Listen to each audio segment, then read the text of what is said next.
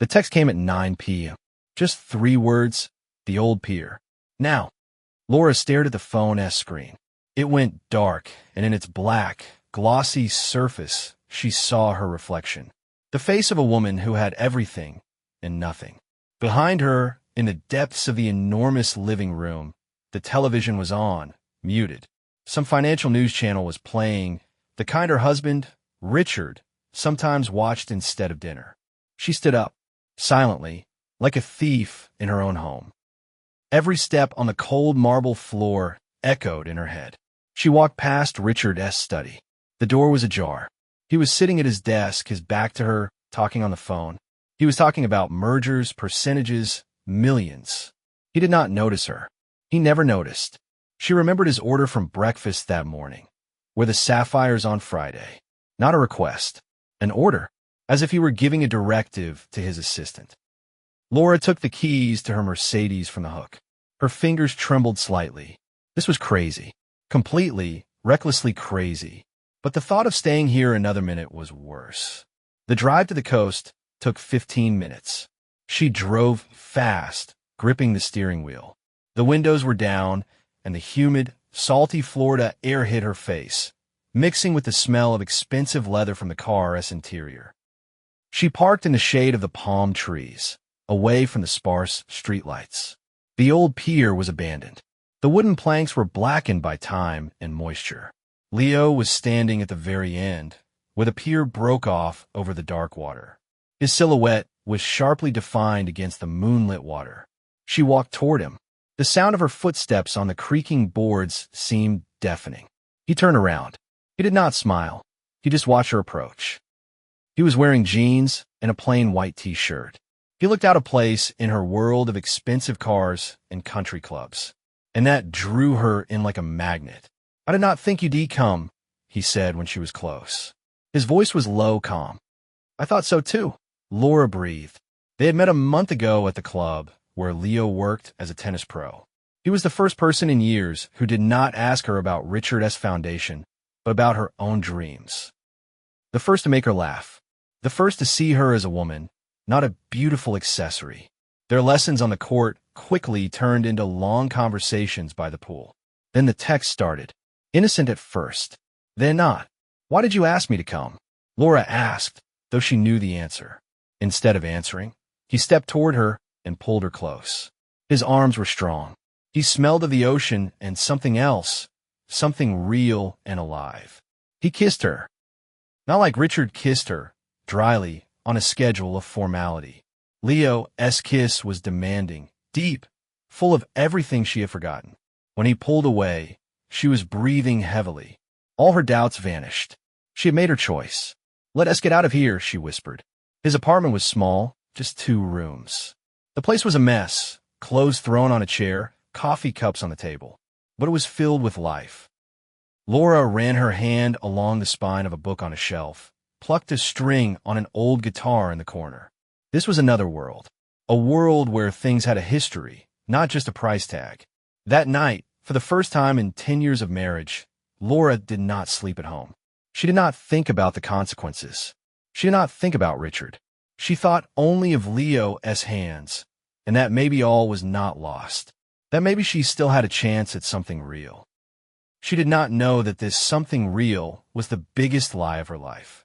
Laura got home just as the sky in the east was beginning to lighten. She pulled through the gates of the mansion as quietly as the Mercedes engine would allow. The house was dark.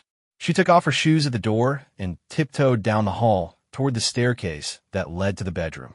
Every creak of the hardwood floor sounded like a gunshot. She felt like a teenager sneaking home from a party. She had almost reached the stairs when the lights in the foyer switched on. Richard was standing in the doorway of his study. He was already dressed in a perfectly pressed shirt and trousers. In his hand, he held a glass of water. He did not look angry. He did not look tired. He looked the way he always did, calm and detached. And that was the worst part.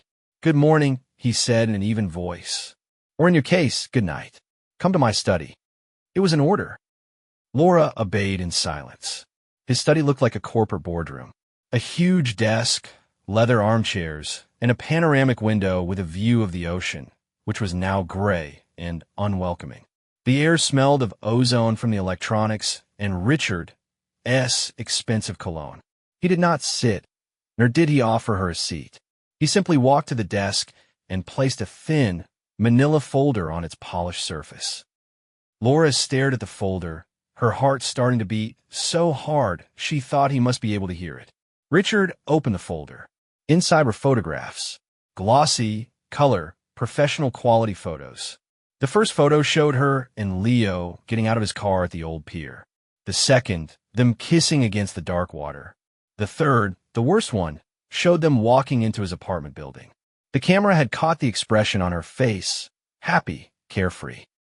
An expression Richard had not seen in years. Laura felt the blood drain from her face. It became hard to breathe. This was the end. Yes, a good photographer. Expensive, but worth the money, Richard said, as if he were discussing a quarterly report. I hired him 2 weeks ago. I have my suspicions. You've become too careless. He paused, picked up his glass, and took a sip of water. I'm not going to make a scene, Laura. It's vulgar and inefficient. We both know our marriage has been a business agreement for a long time now, and you have violated the terms of that agreement. He pushed the folder closer to her. I want a divorce. A quiet, fast, scandal-free divorce. No press. I do not want my partners reading about my wife's personal life in the papers. It's bad for business. Laura was silent. She could not say a word. According to our prenup, Richard continued, in the case of proven infidelity, you get nothing. Absolutely nothing.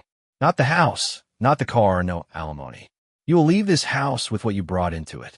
And you came here with one suitcase of old clothes. He looked directly into her eyes. His gaze was as cold as a surgeon's scalpel. But I'm willing to offer you a deal. I appreciate the 10 years you played the role of my wife. You did it well. So I'll give you a chance to leave with dignity. To keep your place in society, your friends, your lifestyle. He paused again, letting the words sink in. $1 million. Laura's breath caught in her throat. She looked at him, certain she had misheard. $1 million, he repeated, articulating every word. You pay me that sum, and I give you a divorce. I do not publish these photos. I do not use the infidelity clause in court. We just go our separate ways. You get a small severance, enough to rent a decent apartment and live for a year until you find yourself a new sponsor. He smirked. For the first time all morning, something resembling an emotion appeared on his face. Ice-cold contempt. I do not have that kind of money, Laura said. It sounded pathetic, like a whisper. That's your problem, Richard snapped. You have a bank account that I fund. You have the jewelry I gave you. You a smart woman. Figure something out. I'm giving you 1 week. 7 days to find the money. If the money is not here in 7 days, these photos go to my lawyer. And he make sure this whole town learns about your little adventure. He closed the folder. The conversation was over. You can go now. I have work to do. Laura turned and walked out of the study on unsteady legs. She stopped in the middle of the foyer. The morning sun streamed through the high windows, but she felt cold. She was trapped in a luxurious, perfect prison, and the door had just slammed shut behind her. For the next 2 days, Laura moved through her life in a daze. She went through the motions at home, answered calls, and discussed floral arrangements for the charity gala with the florists. She was playing her part, but inside, she was frozen with terror. 1 week. 7 days. The clock was ticking. She went over every option. Call her parents? They were simple people from Ohio. $1 million was a number they heard on the news, not something that existed in real life. Ask her friends? They were married to men, just like Richard. News of her situation would spread through Palm Beach like wildfire. Sell her jewelry? Richard got reports from the insurance companies. He'd know the same day. There was no way out. Every time, she came to the same conclusion. She was trapped. On the 3rd day, unable to take it anymore, she texted Leo. We need to talk. Urgent. He replied in less than a minute. Norma's diner on the highway. 1 hour. It was a cheap diner 20 miles out of town, a place where they were guaranteed not to run into anyone they knew. Laura sat in a corner booth with cracked red leather, nervously stirring her cold coffee. Leo walked in, and his eyes found her immediately. He slid into the seat opposite her. He did not waste time on greetings. "What happened?" he asked. His gaze was serious, attentive, and Laura told him. The words poured out of her in a frantic, desperate rush. She told him about the morning conversation, the folder of photos, Richard's humiliating offer. She told him about the $1 million and the 1-week deadline. As she spoke, she did not look at him, afraid to see fear, disgust, or worst of all, pity in his eyes. She expected him to get up and leave. Anyone else would have. When she finished, a silence fell over the diner, broken only by the clatter of dishes from the kitchen. Laura finally looked up at him. Leo did not look scared. He looked angry. His jaw was clenched, and a cold fire burned his eyes. "P.S. blackmailing you," he said quietly, but there was steel in his voice. "P.S. not just divorcing you. P.S. trying to destroy you, to break you. I do not have that kind of money, Leo. I do not know what to do." "Then we'll take it from him," he said, as simply as if he were talking about taking out a bank loan. Laura stared at him, uncomprehending. "What?" "You heard me. We're going to take that money from him. And more." He leaned toward her across the table, his voice becoming lower, more insistent. "Does he keep cash in the house? He must have a safe." "Yes, in his study," Laura whispered, still not believing what she was hearing. "But there's security, an alarm system." "You have the charity gala on Friday," Leo interrupted. "The whole house will be full of guests. Staff, waiters, musicians. Dozens of people. Security will be watching the guests, not the host's study. It's the perfect time." Laura stared at him wide-eyed. Fear battled with a new feeling inside her, a tiny, desperate flicker of hope. The plan was insane, dangerous, but it was a plan. "That's stealing, Leo. We'll get caught." "This is not stealing." His gaze hardened. "This is compensation. For 10 years of your life. For 10 years, you were his showpiece, his ornament. He thinks he can just throw you out on the street? No, you retaking your severance package, what he rightfully owes you." He spoke with confidence, with conviction. Every word chipped away at her fear, replacing it with resolve. He had not abandoned her. He was willing to take a risk for her. "Richard is a powerful man. If something goes wrong, nothing will go wrong," Leo said firmly. "I'll figure it all out. I just need your help. I need a floor plan of the house, the location of the study, information on the alarm system. Can you get that?" Laura thought of Richard's cold gaze, of his words, "That's your problem," of the folder with the humiliating photos, of the void he was planning to throw her into. She looked at Leo. In his eyes, she did not see recklessness. She saw a plan. He was her only ally, her only chance. She nodded slowly. "Yes, I can get it." In that moment, she crossed the line. She was no longer just an unfaithful wife. She was an accomplice. And for the first time in days, she felt like she could finally fight back. The music from the string quartet was drowned out by the hum of voices and the clinking of glasses. The grand hall of the mansion was filled with the cream of Palm Beach society, bankers, politicians, and heirs to old fortunes. The air was thick with the scent of expensive perfume and hypocrisy. Laura, wearing the sapphire necklace that now felt like a noose around her neck, moved smoothly through the crowd. She smiled, nodded, and shook hands. She was the perfect hostess. No one could see how tightly her fingers were clenched around the stem of her champagne flute. Her eyes scanned the room. There was Richard standing by the fireplace with a senator, discussing tax loopholes. There were 2 guards at the main staircase, their gazes sweeping over the guests. Another one stood at the entrance to the hallway leading to the east wing, the wing where the study was located. She had spotted Leo half an hour ago. He was dressed in a waiter's uniform, black trousers, a white shirt, a bow tie. He moved among the guests with a tray of glasses, completely inconspicuous, melting into the catering staff. Their eyes met for only a fraction of a second. He gave a barely perceptible nod.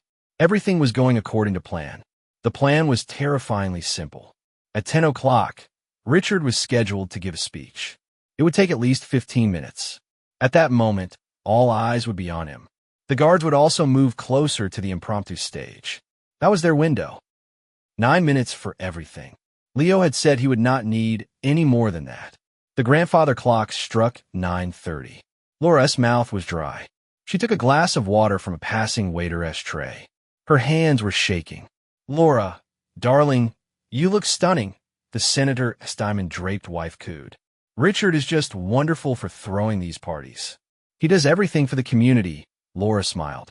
The smile felt stiff like a mask. She felt like an actress on a stage, playing the most important role of her life. She kept her eyes on the guard by the hallway. He stood motionless like a statue. She had to distract him. 9:15. It was time. Laura slowly made her way in his direction, pretending to look for someone in the crowd. She approached a high-top table near the guard's post.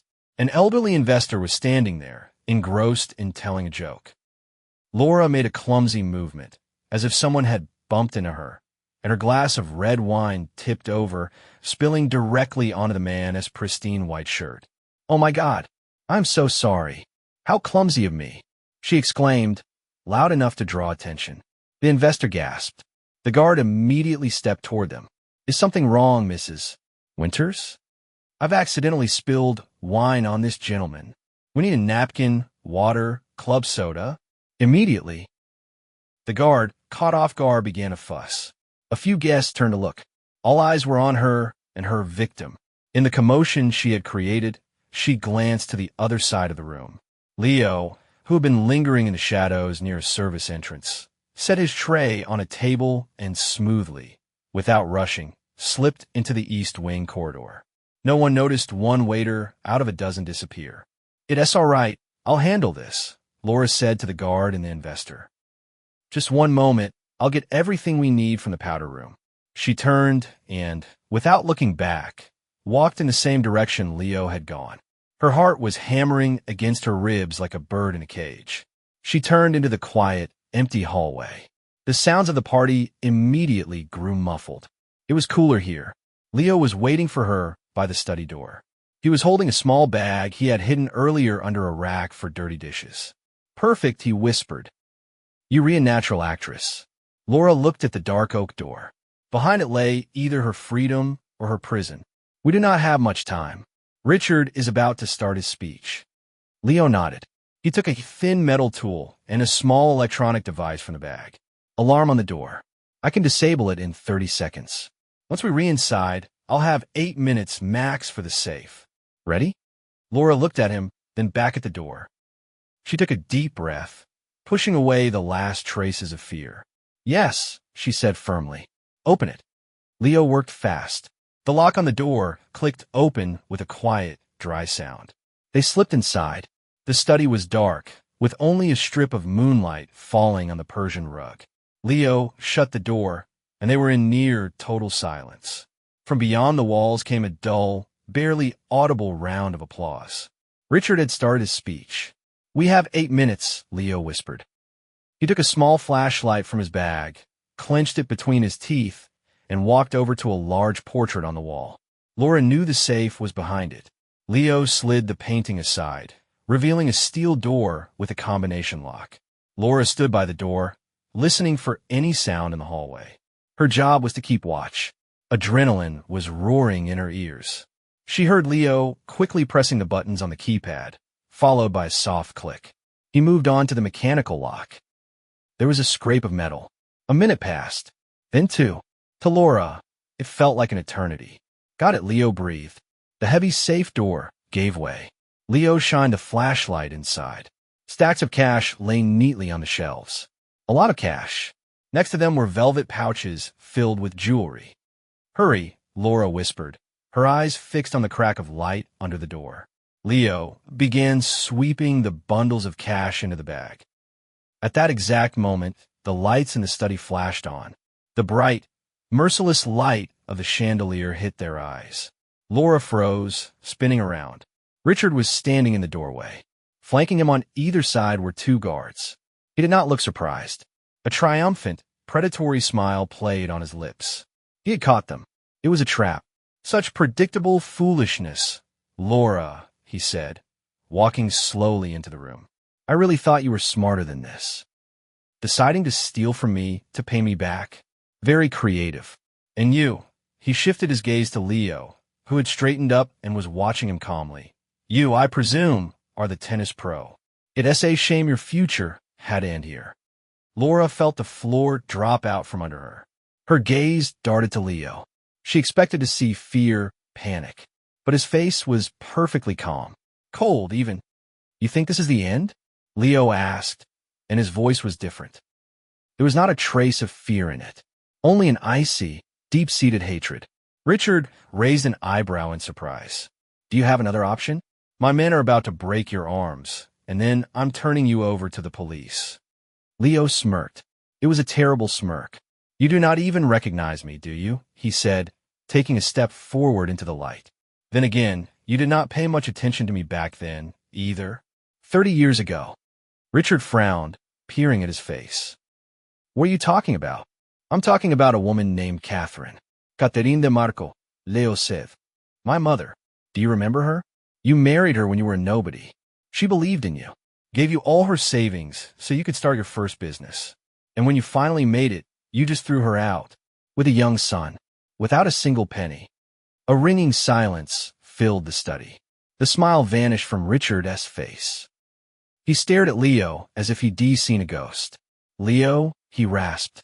My name is not Leo, the young man snapped. My name is Damien de Marco, and I've spent 15 years planning this conversation. Laura took a step back, her hand flying her mouth. Her head was spinning. Every word from Damien was like a physical blow. She looked at him and did not recognize him. Where was the tender, caring lover? Before her stood a cold, ruthless stranger. All of this, Damien said, gesturing around the study, was a setup. From the very beginning. I got a job at your club. I watched your wife. I knew she was unhappy. Unhappy women do foolish things. He turned to Laura, and in his eyes, she saw only cold calculation. Our affair, every word, every kiss, it was all a lie. You were just a tool. The perfect tool to hit him where it hurts the most. His reputation and his ego. I'm the one who led your detective to us. I engineered everything to put you in an impossible situation, to make you come to me for help. He looked back at Richard, who stood as white as a sheet. I did not want your money. I wanted you to come in here. I wanted you to see your wife, ready to rob you with her lover. I wanted you to understand that your perfect world had collapsed. And I wanted you to know that the son of the woman you destroyed is the one who did it. Damien dropped the bag of money on the floor. It landed with a dull thud on the rug. Take it. I do not need it. My revenge is the look on your face right now. And on hers. He glanced at Laura with open contempt, then back at the stunned Richard. The guards exchanged confused looks, unsure how to react. All the power, all the control that Richard had radiated just a minute ago had vanished. He was broken. And Laura stood in the middle of the room, betrayed by both men in her life. She was not just a pawn. She was the battlefield where they had settled their score. No one called the police that night. Richard, crushed and humiliated, just stood in the middle of his study, staring into space. The threats had vanished. The power was gone. Damien, after shooting them both one last contemptuous look, turned and walked out. He passed through the quiet corridor, past the unsuspecting guests, and vanished into the night as easily as he had appeared in their lives. The guards, confused and bewildered, waited for an order. But no order came. Richard did not say a word to Laura. Not that night, not the next day. She packed her things into a single suitcase, just as he had predicted. But as she walked down the grand staircase, he was not looking at her. He was sitting in an armchair in the foyer, still in last night's tuxedo, staring at his own hands, as if seeing them for the first time. Laura placed the car key on the small table, walked out the door, and called a taxi. She left without looking back. The scandal broke a week later. It was not the kind Richard had wanted. Someone, Laura was sure it was Damien, had anonymously leaked the whole story to the press.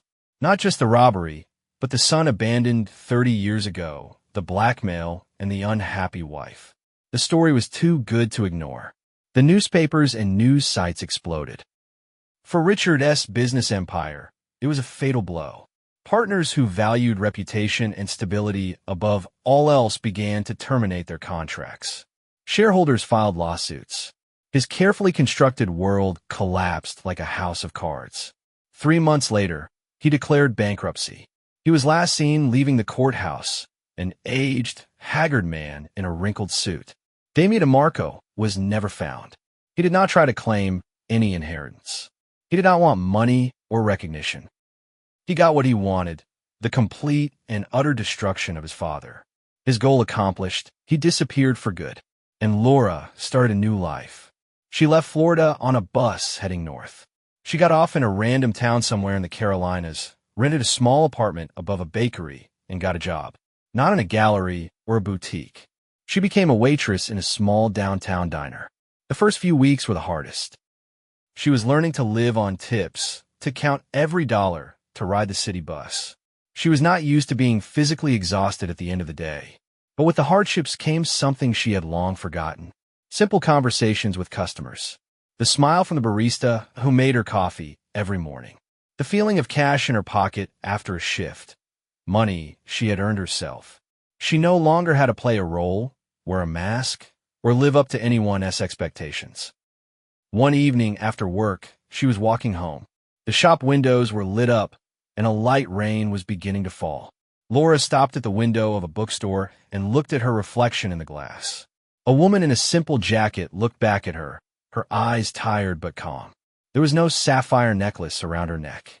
There were no diamonds on her fingers. And for the first time in years, she did not feel like a piece of the decor. She had lost everything: money, status, a home, the illusion of love. But standing there, in the rain, in a strange city where no one knew her name, Laura realized she had gained something far more valuable. She was free from her gilded cage. She was free. Laura smiled at her reflection and walked on, toward her small apartment that smelled of fresh bread. Into her new, real life. And that's where today's story ends. Thank you for watching to the end. If you enjoyed it, do not forget to like and comment. We'd love to discuss this story with you. See you in the next video.